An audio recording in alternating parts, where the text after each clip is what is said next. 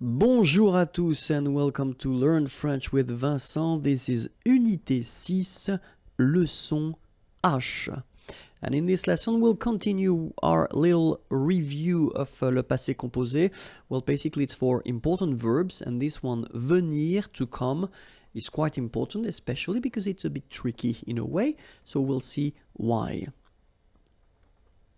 Je suis venu. Tu es venu.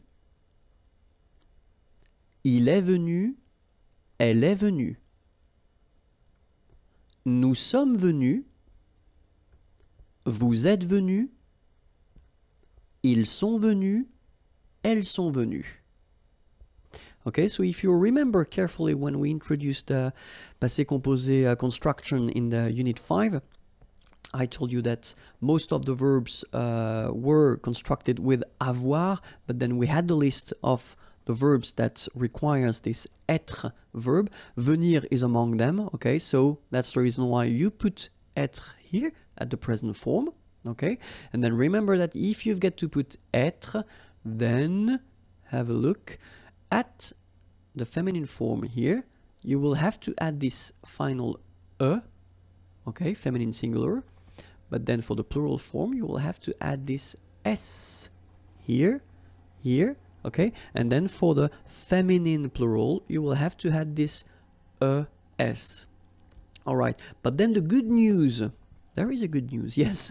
It's that you don't pronounce them. So basically you get the pronunciation venu, venu, venu, and then the same thing, venu, you don't pronounce this final Venu, you don't pronounce the final S.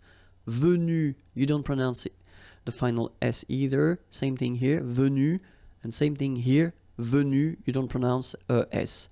So phonetically, you only have one way to pronounce it.